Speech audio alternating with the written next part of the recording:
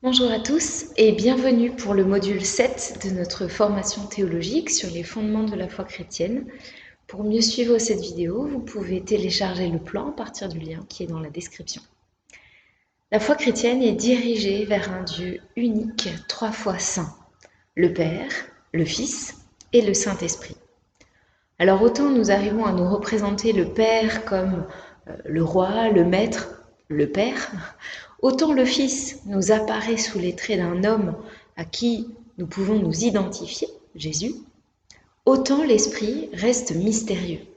Qui est-il? Qu'est-il? Que fait-il? Ce module est donc consacré à explorer un peu plus la personne et l'œuvre du Saint-Esprit. Notre déclaration de foi dans l'Union des Églises évangéliques libres exprime ainsi notre foi dans le Saint-Esprit. Nous croyons en l'Esprit Saint qui communique la vérité et la vie du Fils à ceux que le Père appelle dans sa miséricorde et sauve par sa grâce. Unis par l'Esprit au Christ ressuscité, nous devenons enfants de Dieu par la nouvelle naissance. Justifiés gratuitement par le moyen de la foi en Jésus-Christ, nous sommes en paix avec Dieu. Dans ce paragraphe, il y a aussi des éléments qui touchent au salut, donc je vous renvoie au module 5 sur le salut qui évoque notamment la nouvelle naissance, la justification et toutes les façons dont le Christ fait de nous de nouvelles personnes. Alors revenons au Saint-Esprit. Qui est-il? Le mot esprit est très correct et traduit littéralement le mot ruach en hébreu et pneuma en grec. Ces deux mots ont à peu près le même champ sémantique. Ils désignent de manière variable le vent, le souffle, l'énergie et, par extension, l'esprit de quelqu'un, d'une personne humaine, mais aussi de Dieu. Dans l'Ancien Testament, ruach est employé environ 90 fois sur 400 pour désigner l'esprit de Dieu. Mais il est aussi utilisé dans ses autres sens. Et de la même façon, dans le Nouveau Testament, pneuma est utilisé environ 250 fois sur 400, là c'est beaucoup plus important, pour désigner l'Esprit de Dieu. Si on veut préciser un tout petit peu, l'Ancien Testament utilise parfois l'expression « esprit de Dieu » pour préciser que ce n'est pas l'esprit humain. Et cette formulation est reprise dans le Nouveau Testament avec « esprit de Dieu » ou « esprit de Jésus ». Les auteurs du Nouveau Testament vont aussi généraliser l'utilisation de l'adjectif « saint » pour montrer l'appartenance à Dieu. On le voit un petit peu dans l'Ancien Testament, et puis c'est un usage qu'on a gardé, de parler de l'Esprit Saint ou du Saint-Esprit. L'ordre n'a aucune importance. Dans le grec, il est utilisé dans les deux sens, mais ça n'a pas d'impact dans la grammaire grecque. L'Esprit de Dieu est indissociable de Dieu lui-même.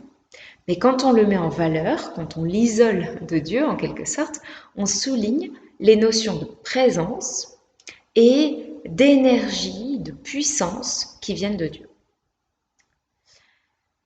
Je le disais en introduction, le Saint-Esprit a un côté insaisissable, qui vient notamment du fait que la Bible utilise un certain nombre d'images pour le décrire, des comparaisons, des métaphores, qui peuvent être un petit peu impersonnelles. Et là encore, on note la différence, là où le Père et le Fils se présentent à nous la plupart du temps à la ressemblance d'êtres humains, en faisant référence à des réalités humaines la plupart du temps, parce que Dieu se présente aussi comme notre roc et Jésus comme la porte. Le Saint-Esprit est en général comparé à des choses, ce qui peut nous donner l'impression qu'il n'est pas vraiment Dieu, ou en tout cas qu'il n'est pas sur le même plan que le Père et le Fils. Ainsi, lorsque Jésus ressuscité promet son esprit aux disciples, il annonce l'envoi d'une force, d'une puissance, Luc 24, 49 ou Acte 1, 8, ce qui paraît être impersonnel. L'Esprit Saint est aussi régulièrement associé à des images de choses. Alors évidemment, la première image, c'est celle du souffle, de l'haleine, du vent, qu'on va retrouver dans l'Esprit qui plane sur les eaux à la création, ou dans la prière de David, par exemple dans le psaume 51, que Dieu ne retire pas son souffle ou son esprit. Une autre image pour désigner l'Esprit Saint, c'est l'image de l'eau, qui revient très fréquemment.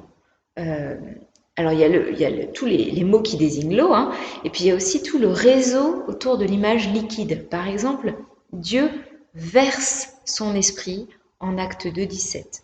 L'esprit coule comme un fleuve du sein de celui qui croit en Christ. Jean 7, 38, 39.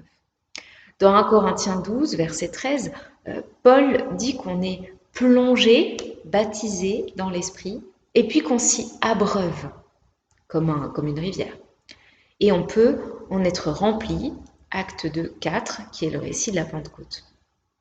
Donc le vent, le souffle, l'eau et puis le feu. En particulier à la Pentecôte, lorsque des langues de feu descendent sur les croyants en Acte 2, 3. Cette image du feu, elle n'est pas complètement nouvelle. Jean-Baptiste l'avait annoncé, on le retrouve dans les 4 évangiles. Il annonce celui qui va baptiser d'esprit et de feu.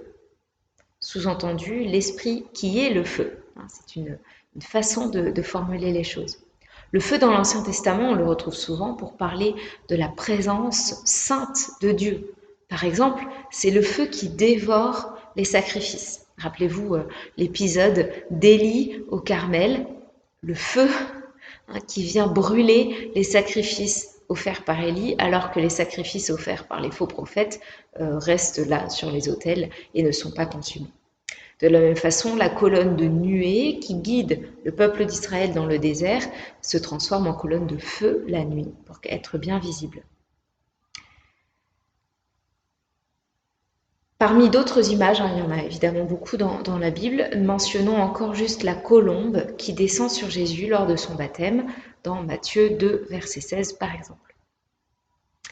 Dans l'histoire de l'Église, un certain nombre même, a été perturbé par ces images impersonnelles, au point de réduire le Saint-Esprit à une force, à simplement la puissance de Dieu. Alors c'est vrai que même si le Saint-Esprit est moins personnalisé que le Père et le Fils, en fait, si on regarde dans la Bible, on voit qu'il possède malgré tout des caractéristiques très personnelles. On ne peut pas juste dire que c'est une chose passive que le Père ou le Fils utilise. Le Saint-Esprit a un « je » qui agit, qui décide, qui veut, qui parle. Donc, par exemple, il parle dans Acte 13 au verset 2 ou dans Apocalypse 2, 7. Écoutez ce que l'Esprit dit aux églises. L'Esprit décide. Acte 15, verset 8, premier synode à Jérusalem. Les apôtres écrivent aux églises autour en disant « Il a paru bon au Saint-Esprit et à nous-mêmes », etc. etc. Le Saint-Esprit enseigne, 1 Corinthiens 2, 13. Il peut être attristé, Éphésiens 4, 30, n'attristez pas le Saint-Esprit. Comment pourrait-on attrister une chose? Et puis on peut l'insulter, Hébreux 10, 29 par exemple. Par ailleurs, Jésus lui donne un rôle particulier dans son dernier discours aux disciples avant de mourir. Il promet à ses disciples un paraclet. C'est vraiment la translittération du mot paraklétos, qui veut dire, qu'on traduit souvent par consolateur, mais qui veut dire précisément, qui est emprunté au vocabulaire juridique, et qui veut dire défenseur, témoin, avocat. C'est dans Jean 14 au verset 16. Ce titre, paraklétos, est d'abord un titre qui s'applique à Jésus, par exemple dans 1 Jean 2,1. Jésus s'en va, quitte ses disciples physiquement, il retourne auprès de Dieu, mais il ne les laisse pas seuls, il envoie un autre paraclet, c'est-à-dire le Saint-Esprit. Jésus explicitement, dans tout le discours de Jean 14 à 16, met le Saint-Esprit sur le même niveau que lui. Alors comment pourrait-il se comparer lui-même, une personne, et la plus parfaite, la plus sainte, la plus pleine des personnes, comment pourrait-il se comparer à une chose? Si vous parlez à votre enfant, vous dites pas « bon, je te laisse ce soir parce que je vais au cinéma, mais ne t'inquiète pas, tu ne seras pas tout seul, je t'envoie. » Vous n'avez pas parlé de votre sœur qui vient garder vos enfants en disant « je t'envoie une banane ». Forcément, il y a le même niveau de valeur, de personnalité, de qualité entre Jésus et le Saint-Esprit. Donc l'Esprit Saint est une personne et il est Dieu. Différents textes suggèrent sa divinité sans l'affirmer de manière massive, Mais il y a un tel réseau d'indices qui pointent vers la divinité de l'Esprit Saint que c'est franchement difficile d'ignorer sa divinité. Alors, quelques exemples, quelques indices. Premier indice, la présence de l'Esprit égale présence de Dieu. Les deux sont équivalentes. Par exemple, l'Église, le chrétien, sont remplis de l'Esprit, sont temple de l'Esprit, c'est-à-dire temple de Dieu. C'est ce que Paul développe dans sa lettre aux Corinthiens au chapitre 3 et au chapitre 6. Dans le psaume 51, David dit à Dieu « Ne me rejette pas loin de toi, ne me prends pas ton souffle sacré ». Il y a une équivalence entre la présence du souffle dans la vie de David et la proximité avec Dieu. Par ailleurs, l'esprit participe à l'activité de la création. On le voit donc flotter au-dessus des eaux dans Genèse 1, verset 2. Cette activité créatrice, qui est un privilège divin, est à nouveau affirmée par exemple dans le psaume 104, verset 30, où le psalmiste dit à Dieu « Tu envoies ton souffle, les êtres sont créés et tu renouvelles la terre. » C'est le souffle qui crée, qui recrée, qui renouvelle.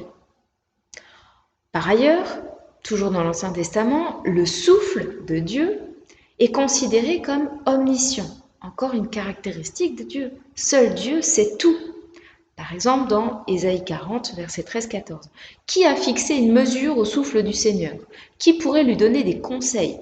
Avec qui s'est-il entretenu pour mieux comprendre quelque chose? Qui aurait pu lui apprendre le sentier de l'équité ou la connaissance? Qui aurait pu lui faire connaître le chemin de l'intelligence? Sous-entendu, c'est le Saint-Esprit qui sait déjà tout parce qu'il est Dieu. L'Esprit Saint, de ce fait, est la source de l'inspiration des prophètes et ensuite de ce que les prophètes ont écrit, c'est-à-dire les Écritures. On retrouve cette affirmation régulièrement chez les prophètes. Voici ce que dit le Seigneur, ainsi parle le Seigneur. Mais dans la deuxième lettre de Pierre, au chapitre 1, voici ce que Pierre dit. Aucun message de prophète, et là il englobe les messages de prophètes et en particulier les Écritures, les Écritures juives, et ensuite les Écritures du Nouveau Testament. Aucun message de prophète n'a jamais été apporté par une volonté humaine. C'est porté par l'Esprit Saint que des humains ont parlé de la part de Dieu. C'est le Saint-Esprit qui inspire et puis qui transmet les pensées, les paroles de Dieu. Par exemple, dans une prière de l'Église, dans Acte 4, les croyants s'expriment ainsi. C'est toi, Seigneur, qui as dit par l'Esprit Saint de la bouche de notre Père, ton serviteur David, et là il cite un psaume. Ou alors, dans 1 Corinthiens 2, versets 10 et 11, Paul rappelle aux Corinthiens que c'est à nous que Dieu a révélé le salut par l'Esprit. L'Esprit Saint sonde tout, même les profondeurs de Dieu. Qui donc, parmi les humains, sait ce qui relève de l'humain, sinon l'esprit de l'humain qui est en lui d'eux-mêmes? Personne ne connaît ce qui relève de Dieu, sinon l'Esprit de Dieu. Il y a une dignité de l'Esprit de Dieu qui est totale. Et puis, un des arguments en tout cas les plus forts, c'est la mention du Saint-Esprit dans les formules trinitaires. C'est comme si on mettait sur le même plan le Père, le Fils et le Saint-Esprit. Ça suppose qu'ils ont la même dignité, la même identité, la même qualité et la même gloire.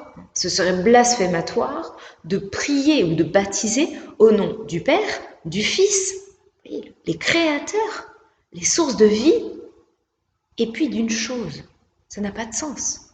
Si on baptise au nom du Père, du Fils et du Saint-Esprit, c'est qu'ils sont tous les trois au même niveau, dans la même dignité. Alors maintenant qu'on a vu que le Saint-Esprit, malgré les apparences, est une personne à part entière et qu'elle est une personne divine, voyons son œuvre. Alors le Saint-Esprit commence à agir, bien sûr, dès l'Ancien Testament. On trouve des traces de son action dès l'Ancien Testament. D'abord comme agent de la création, on l'a vu, comme signe de la présence de Dieu, on l'a vu aussi, et comme source d'inspiration des prophètes. Il est aussi parfois donné, il s'empare, de quelques individus choisis pour les qualifier en vue d'une tâche particulière. Par exemple, Bezalel, artisan appelé à construire le tabernacle dans Exode 31. Ou alors, dans tout le livre des Juges, il y a ce moment où l'Esprit revêt le juge sauveur pour le qualifier afin qu'il remporte la victoire et qu'il libère le peuple d'Israël opprimé. Mais le don du Saint-Esprit n'a rien à voir avec ce qui est communiqué dans le Nouveau Testament, enfin en tout cas peu à voir, parce que là il est limité à la fois à quelques personnes et à un champ d'action très précis. Il équipe pour une tâche particulière. Du coup, les prophètes de l'Ancien Testament, inspirés par l'Esprit, vont annoncer une ère nouvelle où l'Esprit Saint sera donné à tous. Par exemple, Joël 3, les vieillards et les jeunes gens auront des songes, les servantes et les esclaves aussi. Enfin, il y a vraiment l'idée que tous, quel que soit le genre, quel que soit l'âge, quelle que soit la catégorie sociale, pourront recevoir le Saint-Esprit. Donc l'Esprit sera donné à tous et il sera donné en profondeur. C'est ce que dit par exemple cette prophétie d'Ézéchiel 36. « Je vous donnerai un cœur nouveau, je mettrai en vous un souffle nouveau, j'ôterai de votre chair le cœur de pierre et je vous donnerai un cœur de chair. Oui, je mettrai mon souffle en vous et je ferai en sorte que vous suiviez mes prescriptions, que vous observiez mes règles et que vous les mettiez en pratique. » Le prophète annonce ainsi que le Saint-Esprit va rendre possible, va rendre capable de l'intérieur les croyants afin qu'ils puissent suivre Dieu dans la sainteté, la justice et la vérité. Jusqu'ici, la loi de Dieu était quelque chose d'extérieur et le Saint-Esprit va leur permettre de le vivre, de le recevoir de l'intérieur et donc de le suivre beaucoup plus naturellement. Dans la lignée des prophètes, Jean-Baptiste annonce la venue de celui qui plongera les croyants non pas dans de l'eau en signe de repentance, mais dans l'esprit et le feu. Jésus, bien sûr, qui promet à son tour, avant sa mort et sa résurrection, et juste après, qui promet à ses disciples le don de l'esprit. Cette promesse de Jésus de recevoir l'Esprit, je l'ai dit, est qualifiée par cette expression que nous allons recevoir un autre paraclet, avocat, défenseur. Et cette expression souligne un autre volet de l'œuvre de l'Esprit. L'Esprit Saint rendra témoignage de Jésus. Et c'est ce qui va permettre d'assurer les disciples dans leur foi et de les soutenir dans leur témoignage. Pour ça, vous pouvez voir donc Jean chapitre 14 à 16.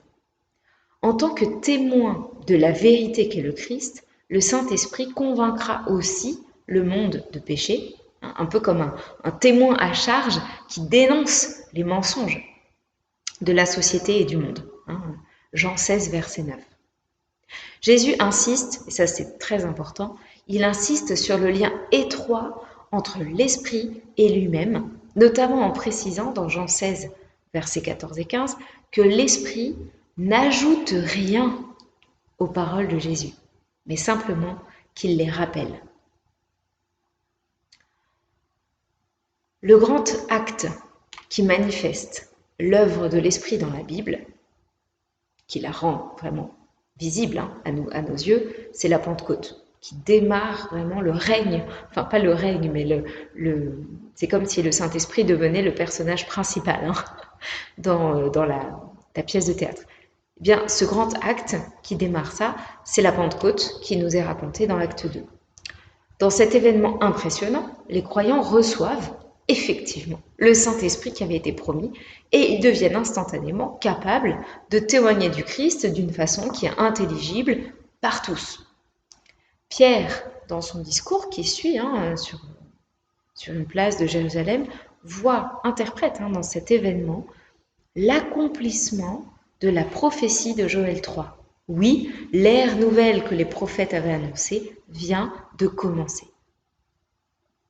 Le livre des Actes relate ensuite comment l'Esprit est donné à tous ceux qui croient, sans distinction d'origine. Et on va avoir comme des mini-Pentecôtes, si vous voulez, qui se répètent au fur et à mesure que de nouvelles catégories ethniques ou religieuses sont intégrées à l'Église. Donc il y a eu d'abord les Juifs, dans Acte 2, ensuite les Samaritains, qui étaient une population un peu mixte avec des croyances juives en partie, un peu syncrétistes. Dans Acte 6, donc les Samaritains reçoivent à leur tour l'Esprit et sont ajoutés à l'Église. Dans Acte 10, c'est au tour des païens avec la figure de Corneille et de sa famille. Et puis dans Acte 19, on a encore une petite Pentecôte avec les disciples de Jean-Baptiste qui font sûrement partie encore d'un groupe qui est encore un petit peu à part, qui n'était pas complètement dans la mouvance juive traditionnelle, mais qui n'était pas encore à suivre le Christ. Donc le Saint-Esprit va venir les récupérer, si vous voulez, au moment où ils mettent leur foi dans le Christ. Donc la Pentecôte marque l'acte de naissance de l'Église, avec un rôle de l'Esprit qu'on pourrait principalement décrire avec 3 plans. L'Esprit relie le croyant à la présence de Dieu. Il fait grandir le croyant dans sa vie avec Dieu. Donc ça inclut, si vous voulez, sa vie de disciple et aussi sa vie de témoin. Et puis, il unit les croyants entre eux. Éphésiens 4, 3, par exemple, Paul rappelle que l'unité entre les chrétiens est donnée par l'Esprit Saint, mais il nous invite à la faire fructifier, à nous-mêmes activement nous impliquer dans la communion qui nous unit. J'aimerais venir sur une expression un peu particulière, l'expression du baptême du Saint-Esprit, d'être baptisé dans le Saint-Esprit. Évidemment, je vais être très courte. Jean-Baptiste annonce ce baptême dans les 4 évangiles. La Pentecôte évoque cette notion en disant, dans Acte 2:4, que les croyants sont remplis du Saint-Esprit. Et puis, Paul reprend encore cette expression dans 1 Corinthiens 12:13 en disant que les croyants sont plongés, c'est le sens de baptiser, c'est le bain en fait, donc qui sont plongés dans l'Esprit et qu'ils s'y sont aussi abreuvés. Alors en fait, on voit bien l'image, c'est comme si l'Esprit était un fleuve et qu'on y était plongé par la foi. Même si les mots sont un peu différents, en fait, ils sont synonymes. Et puis, chacun va mettre en avant, si vous voulez, un petit peu les nuances de l'œuvre de l'Esprit en nous. Ce qui est important de retenir, c'est que si on a la foi, on a reçu l'Esprit de Dieu. Je vais donner juste quelques exemples. Galates 4, 6. Parce que vous êtes les fils et les filles de Dieu, Dieu a envoyé dans notre cœur l'Esprit de son Fils qui crie « Père ». Si on appelle Dieu notre Père, si on croit en Jésus, c'est qu'on a reçu l'Esprit. C'est lui qui nous pousse à prier le Père. Dans 1 Corinthiens 12, 3, Paul dit encore « Je vous certifie que personne, en parlant par l'Esprit de Dieu, ne peut dire « anathème à Jésus », maudit soit Jésus. Et inversement, personne ne peut dire « Jésus est Seigneur » si ce n'est par l'Esprit Saint. Donc si vous dites « Jésus est Seigneur » de plein cœur, de bonne foi, eh bien vous le dites par l'Esprit Saint et vous avez reçu l'Esprit Saint. Alors l'Esprit Saint a toute une palette d'actions que je ne vais pas lister ici, mais on pourrait dire que son rôle, c'est d'appliquer dans notre vie l'œuvre du Christ. Le pardon à la croix est une réalité objective, historique, que chaque croyant doit pouvoir s'approprier dans la foi. Et si vous voulez, ce transfert à ma vie personnelle, à votre vie personnelle, c'est le Saint-Esprit qui le fait, qui fait ce pont, si vous voulez, avec l'œuvre du Christ, crucifié et ressuscité. C'est lui qui imprime efficacement en nous le salut du Christ. Paul, dans Éphésiens 1, 13, 14, prend l'image du sceau, du tampon. Si je prends une image qui n'a pas reçu le tampon biblique, mais qui peut-être permettra de clarifier, c'est comme si Jésus à la croix payait pour une quantité infinie de peinture blanche destinée à rénover notre maison, à enlever toutes les taches, toutes les moisissures, toutes les laideurs qui se sont accumulées sur nos murs.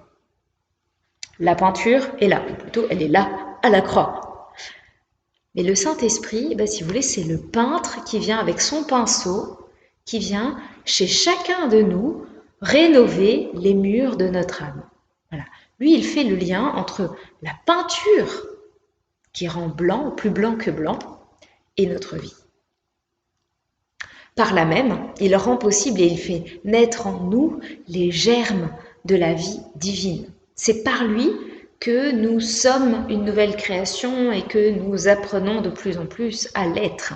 C'est lui qui nous vivifie de la part de Dieu. Il nous conduit, il nous inspire, il nous console. En fait, il inspire en nous la vitalité même de Dieu, l'esprit, la mentalité, le goût, les valeurs, le caractère de Dieu. Le Saint-Esprit est ainsi chargé de faire grandir chacun dans la vie divine.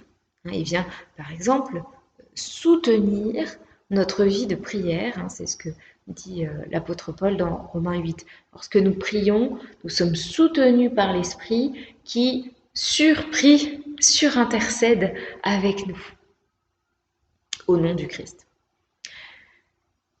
Encore une fois, il y a toute une palette d'activités. Je veux juste relever deux aspects de l'œuvre du Christ, de l'œuvre du Saint-Esprit, dans notre vie. D'abord, le fruit qu'il porte dans notre vie. Le fruit de l'esprit, c'est l'amour, la joie, la patience, etc. Galates 5, versets 22-23.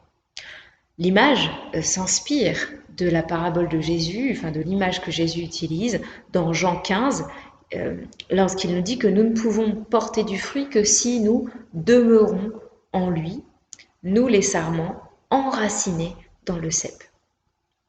Le Saint-Esprit qui fait porter du fruit dans notre vie nous fait grandir à la ressemblance du Christ. Dieu en nous, il nous rend de plus en plus image de celui qui est l'image parfaite de Dieu.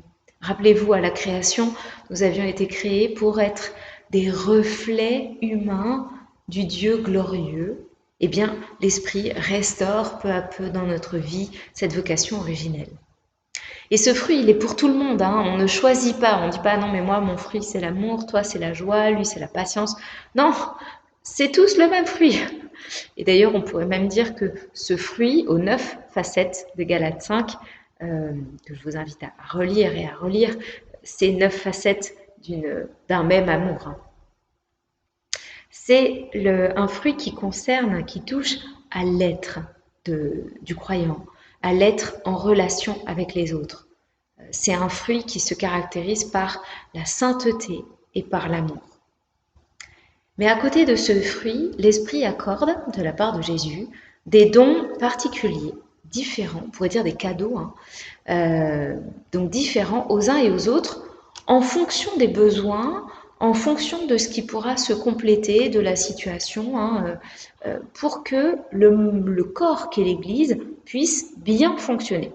Et là, on retrouve des listes qui se ressemblent, mais qui sont quand même assez différentes, dans 1 Corinthiens 12, Romains 12, Éphésiens 4, et un petit peu chez Pierre aussi au chapitre 4. Là, on n'est pas dans l'être, dans l'identité, on est plutôt dans la fonction, ce que les uns et les autres peuvent faire pour contribuer à la croissance du corps. Ces dons, ces cadeaux, plus ou moins surnaturels, plus ou moins impressionnants, plus ou moins structurants aussi dans l'Église, ont fait couler beaucoup d'encre. Mais Paul revient sans cesse au fruit de l'esprit. Le seul qu'il nous faille rechercher avec zèle, ce fruit, c'est l'amour. Et je vous invite à relire l'ensemble du chapitre 13 de 1 Corinthiens pour vous en persuader si ce n'était pas déjà le cas. Alors pour terminer ce panorama, j'évoquerai juste quelques débats qui ont pu agiter l'Église quant à la personne et à l'œuvre de l'Esprit Saint. Dès l'Antiquité, l'Église est confrontée à des positions qui cherchent à minimiser l'Esprit, tant dans son identité que dans son rôle, comme s'il était inférieur aux autres personnes divines. Donc c'est ce qui donne tous les débats des conciles, des synodes, pour essayer de préciser la dignité et oui, la dignité de l'être de l'esprit. À l'époque de la Réforme, on redécouvre les Écritures comme base suffisante de la foi, mais en parallèle, il y a aussi un certain nombre de personnes qui redécouvrent l'expérience personnelle de la vie de l'esprit. Et si vous voulez, on va avoir une espèce d'opposition entre ceux qui se réclament des Écritures, un petit peu de manière rationnelle, puis ceux qui se réclament des illuminations, de la lumière, des révélations qu'ils ont reçues du Saint-Esprit. Jésus, je pense que c'est important, dans Jean 16, nous rappelle que l'Esprit et les Écritures disent la même chose. Et que ces choses-là, ce sont c'est la vérité incarnée par Jésus. Et c'est logique si on considère que c'est l'Esprit qui inspire les Écritures.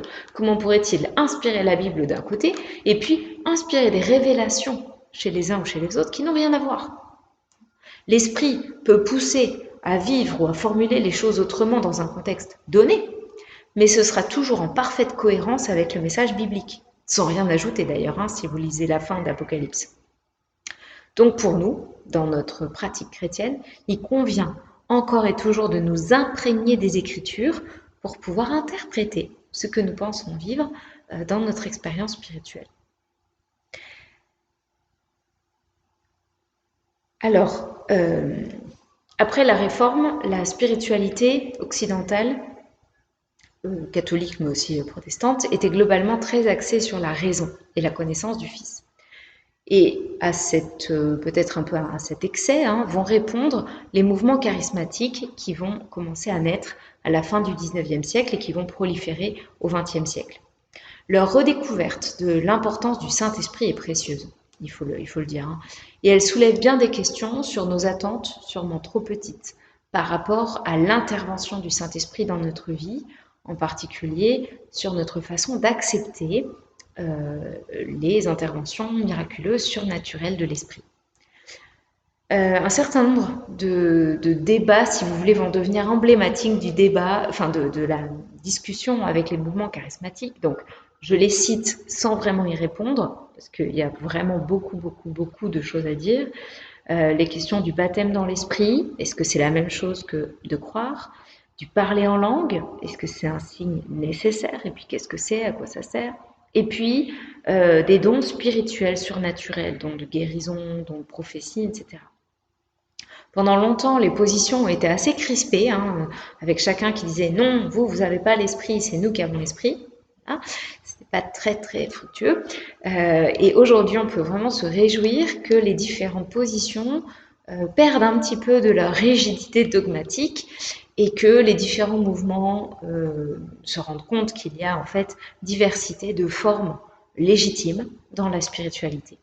Alors pour conclure, on pourrait dire que le Saint-Esprit est un agent efficace, même s'il est invisible. C'est celui, si vous voulez, qui nettoie le métro pour que le métro soit propre quand vous le prenez, mais vous vous en êtes pas rendu compte. Pourtant, son action était essentielle pour que vous soyez dans un environnement sain. Les débats que j'ai mentionnés soulignent à quel point l'esprit est insaisissable, est un peu un mystère pour nous. Et c'est normal, je dis, il est invisible, c'est sa particularité. Là où Jésus, Emmanuel, est Dieu avec nous, parmi nous, comme nous, le Saint-Esprit, lui, est Dieu en nous. Évidemment, ça le rend plus difficile à le voir. Il n'est pas devant, il n'est pas à côté, mais il est dedans. En nous individuellement, en nous, Église. Et c'est toute la force de son œuvre, remplir la création pour l'aider à se tourner vers Dieu, à refléter Dieu, à glorifier Dieu. Son travail de coulisses, tout intérieur, et, je terminerai avec ça, un travail d'orfèvre. Le Saint-Esprit nous remplit, mais il n'écrase pas.